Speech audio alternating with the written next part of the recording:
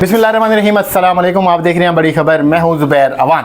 नाज़रीन, social media के ऊपर एक वीडियो बड़ी वायरल हो रही है। पीटीआई का एक नौजवान जिसकी 4 महीनों के बाद ज़मानत होती है और जब वो घर आता है तो उसका बड़ा पुरतपाक इस्तकबाल किया जाता है, ढोल बजाए जाते हैं, फूल निछावर किए जाते हैं और फिर पीटीआई के नारे भी लगाए जाते हैं। ये कब गिरफ्तार हुआ, जेल में कैसे कैसे इसके जो हालात थे वो गुजरे, इनके साथ और कितने नौजवान थे जो कि अभी तक गिरफ्तार हैं, उनकी ज़मानत नहीं हो सकी। तो आइए हर सवाल का जवाब इसी से लेते हैं। क्या नाम है? जी, मेरा नाम खलील मलिक है। खलील, कितना टाइम पहले आप गिरफ्तार हुए? मैं नवंबर के स्टार्ट में गिरफ्तार हुआ। ठीक है। और मेरी ज़मानत जो है वो 22 फरवरी को ही है। और 22 फरवरी के बाद मैं घर आया हूँ और आपने जिस तरह देखा होगा कि लोगों ने बड़ी इज्जत दी है, घर वालों ने, गली मोहल्ले वाले ने, अहले इलाका ने जहाँ पे मैं रिहायशी हूँ, और सोशल मीडिया पे जो खसूसन लोगों ने बड़ी मुझे इज्जत दी है, क्योंकि इसका अल्लाह ने वादा किया है कि जिसको मैं इज्जत देना चाहूँ उसको कोई नहीं रोक सकता। तो अल्लाह का बड़ा शुक्र है कि अल्लाह ने इस मुश्किल वक्त से गुजारा है और फिर उसके बाद इतना अच्छा रिवार्ड दिया है। मैं अल्लाह का बहुत ज़्यादा शुक्रगुजार हूँ। खलील, आपको क्या लगता है कि पहले आपकी घर में इज्जत ज़्यादा थी या फिर ये जो आपने जेल काटी है इसके बाद आपको ज़्यादा इज्जत मिलना शुरू हुई है? देखें, अल्लाह ने वादा किया हुआ है कि हर मुश्किल के बाद आसानी है। तो मुश्किल हमने देख ली है, अब आसानियाँ ही आसानियाँ हमारे मुंतज़िर हैं और अल्लाह का शुक्र है कि उस मुश्किल का ये सिला है कि आज हर बंदा हमसे बड़ी खुश असलूबी के साथ मिल रहा है और बड़ी मोहब्बत दे रहा है। तो ये अल्लाह का बड़ा करम है। अच्छा, बाद औक़ात ये भी होता है कि रिश्तेदार कहते हैं कि यार तू की चवल मारी, छड़ दे है काम, कोई फ़ायदा नहीं। तो आपको भी इन बातों का सामना करना पड़ा है या ऐसा कोई सीन नहीं था, ना घर वालों की तरफ से ना रिश्तेदारों की तरफ से? देखें, सबसे पहली बात तो ये है कि जो मेरे रिश्तेदारों में जो मेजॉरिटी है वो अल्लाह का शुक्र है कि वो पाकिस्तान तहरीक इंसाफ की वोटर भी है और सपोर्टर भी है। और जो आप बात कर रहे हैं कि जी होता ही है, ज़ाहिर सी बात है, हर बंदा इमोशनली थोड़ा सा होता है। तो फैमिली में कुछ लोग ऐसे होते हैं, हर फैमिली में होते हैं कि जो चाहते हैं कि यार ये क्या, मतलब कि जेल में जाना, फिर इस तरह की जो सख्तियाँ हैं ये नहीं होनी चाहिए। तो ये हर फैमिली में होता है।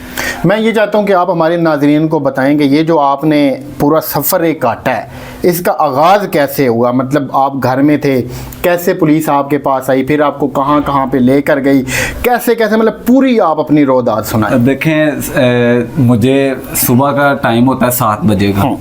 मैं सोया था तो बाहर से बेल होती है तो मैं जाता हूँ तो वो मुझे ऐसे सलाम लेते हैं और हाथ पकड़ के आगे ले जाते हैं। 4-5 घर छोड़ के तो मेरे घर के साथ एक प्लॉट है, तो वहाँ पे नफरी होती है माशाल्लाह से कि जैसे वो पता नहीं किसको लेने आए हुए हैं। तो खैर मैंने पैनिक नहीं किया, मैंने कहा कि सर आप, मैंने इधर रहना भी है, तो ये तो सियासी मामले हैं ना, ये तो ख़त्म हो जाएंगे, इधर कोई बात तहजीबी नहीं होनी चाहिए, आप घर में बैठें, जो भी मामला वो मुझे बताएं, हम बैठ के बात करते हैं। खैर उनका रवैया अच्छा था, वो आए हैं मेरे पास, बैठे हैं। और जब मैंने बात किया तब वो दरअसल मुनीर अहमद को पकड़ने आए थे। मुनीर अहमद बेसिकली मेरे वालिद साहब का नाम है और वो उनको क्योंकि जियो फेंसिंग बेसिक, अच्छा मेरे साथ ये हुआ कि जियो फेंसिंग जो है वो मेरे वालिद साहब की आई कि मुनीर अहमद साहब मतलूब थे पुलिस की लिस्टों में। अच्छा, वो आए हैं, उन्होंने मुझसे पूछा कि ये मुनीर साहब कहाँ पे हैं। मैंने कहा सर पहले मुझे समझाएं कि मामला क्या है। खैर उनकी बातों से मैं समझ गया कि 9 मई माशाल्लाह से वो पीछे चल रही है हमारे, तो वही है। तो उन्होंने भाई मुझसे कहा कि जी सर मुनीर साहब से मिलवाएं। मैंने कहा कि जी मैं कहाँ से मिलवाऊँ उनको, ना वो तो इंतकाल फरमा चुके हैं। तो उन्होंने कहा कि सर आपको हमारे साथ जाना पड़ेगा, आपको आईओ साहब के सामने पेश करेंगे, एसपी साहब के सामने पेश करेंगे, तो वो आपका जो है ना मामला ये ख़त्म हो जाएगा। मैंने कहा चलें ठीक है, सुबह का टाइम है, जहाँ पे लेके जाना चले। मेरी सारी फैमिली उस दौरान उम्रे पे गई हुई थी, मैं घर में अकेला था और कुछ ख़वातीन थी। जब मैं थाने में गया हूँ तो थाने में आईओ साहब मुझसे मिलते हैं, वो कहते हैं कि जी मुनीर साहब कहाँ? मैंने कहा जी फोत हो चुके हैं। मैंने कहा कि जी मेरे पास डेथ सर्टिफिकेट भी है, ठीक है, मेरे पास सारा कुछ है, मेरा इस 9 मई के ये जो वाक़या हुआ है इससे मेरा कोई ताल्लुक़ नहीं है। तो उसने कहा कि जी इमरान खान को सपोर्ट करते हो? मैंने कहा अल्हम्दुलिल्लाह करता हूँ। वोट डालोगे? मैंने कहा हाँ मेरा पहला वोट है ये, और मैं ज़ाहिर सी बात है कि यूथ का पहला वोट किसको जाना है वो तो सबको ही पता है। मैंने कहा मेरा पहला वोट है और खान का ही वोट है। कहता मोहब्बत करते हो? मैंने कहा अल्हम्दुलिल्लाह करता हूँ, आप नहीं करते?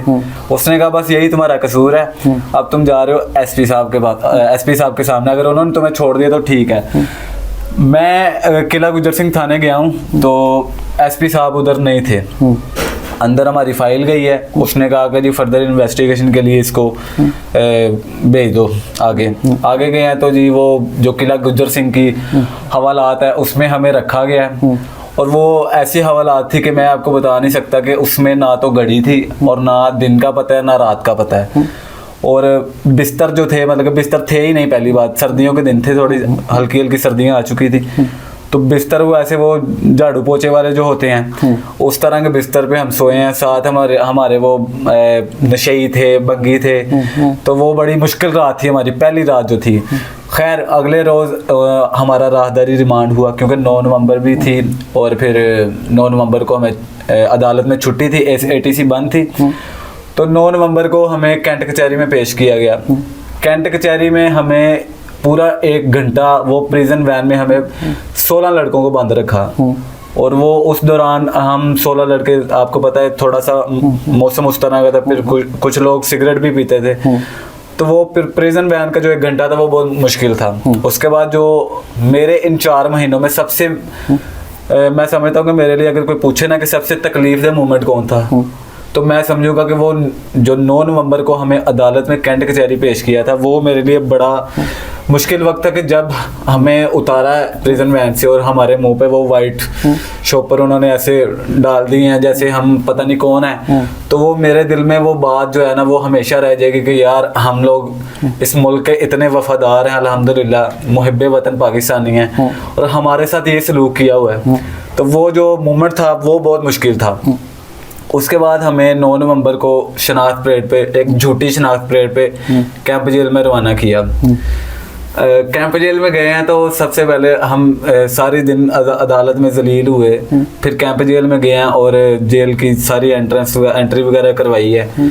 तो आगे माशाल्लाह से जेल वालों ने हमारे लिए लंगर का एहतमाम किया हुआ था। लंगर में जनाब आलू पालक थी और 2 फुट की रोटी थी। तो वो आलू पालक इस तरह थी कि मैं समझता कि वो जब से मैंने वो वहाँ पे खाई है वो दिन गया और आज का दिन आया, मैंने अपने घर की भी नहीं खाई। मतलब इतनी वो मज़ेदार थी वो। हाँ। तो रोटी वो ऐसी थी कि वो 2 फुट की, आप साइज का अंदाजा कर लें कि वो 2 फुट का साइज था कि उसको अगर हम फोल्ड करें तो वो टूट जाती थी। अच्छा, जब आपको जेल मुंतकिल कर दिया गया तो कौन कौन से सेल में रखा गया, आपको या फिर आपके साथ जो और लोग पकड़े हुए थे उनको?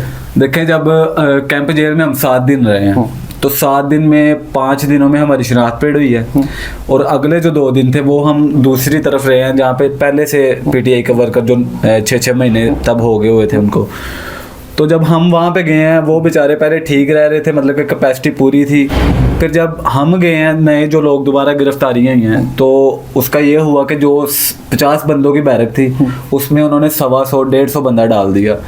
और मैं अपनी बात बताता हूँ कि मैं जब एक दूसरी तरफ रहा हूँ ना, तो मैं समझ लगे आप, मेरा सर कमरे में था और मेरा पूरा ये धड़ जो था ये वॉशरूम में था। मैं इस तरह सोया हूँ। वो 2 रातें इस तरह गुजारी हैं और इंतहाई मुश्किल रातें थी, और सिर्फ मैंने नहीं, बहुत से साथी थे जिन्होंने इतनी मुश्किल वो 2 रातें गुजारी जो मेरे ग्रुप के थे।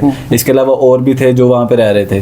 पुराने भी हमारी वजह से तंग हो गए और हम भी उनकी वजह से तंग हो गए। अच्छा, जब आप लोग सेल में पड़े होते थे, जाहिर बात है ज़हन में बड़े ख्यालात आ रहे होते हैं, उस वक़्त आप क्या सोचते थे कि अब आपने ये जो सियासी मामलात हैं, सियासी चीज़ें हैं, इनसे पीछे हट जाना है या फिर क्या करना है? देखें, जब हम गिरफ्तार हुए हैं ना, तो जो भी मुश्किल आती है, आजमाइश आती है, वो बेहतरी के लिए आती है। मुश्किल वक्त आपको सिखाता है, दिखाता है कि ये मैं अब 20-22 साल की उम्र में इतने बड़े एक्सपीरियंस से गुजर आया हूँ।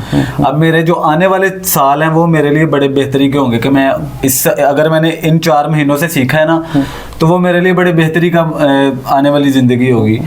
जब हम सेल में कोट लखपत जेल की मैं आपको बात बताता हूँ, 23 नवंबर को हम वहाँ पे गए हैं, तो तब हमें रखा था चक्की में। चक्की यूँ होती है कि एक आप समझ लें कि 7x8 का मेरा ख्याल है कमरा होगा, उसमें वो होगी एक, वो उसमें वॉशरूम भी होगा जिसकी दीवारें 1.5-2 फुट की होंगी, और गंदा सा वॉशरूम होगा, और 6 लोगों को उधर फेंक दिया हमें। वो ऐसा था कि लेंटर भी ऐसे था कि ये ना हो के सोए और ऊपर ही आया हो, इस तरह का वो चक्की बनी होती है। तो चक्की का ये था कि उधर वो रखते इसलिए कि कैद तन्हाई जिसको कह लें आप, कि इंसान की याददाश्त मुतासर करने के लिए वो होती है।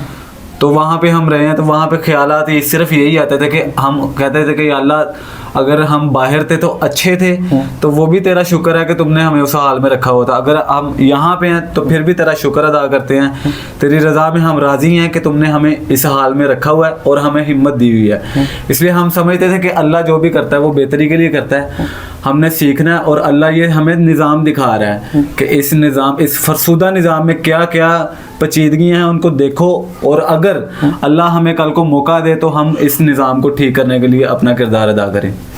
ये जो नौजवान है ये हमारे मुल्क का असासा है, ये मुल्क भी हमारा है, ये इदारे भी हमारे हैं, ये पूरा सिस्टम भी हमारा है, और हम सब ने मिल के इसको चेंज करना है, इसको तब्दील करना है।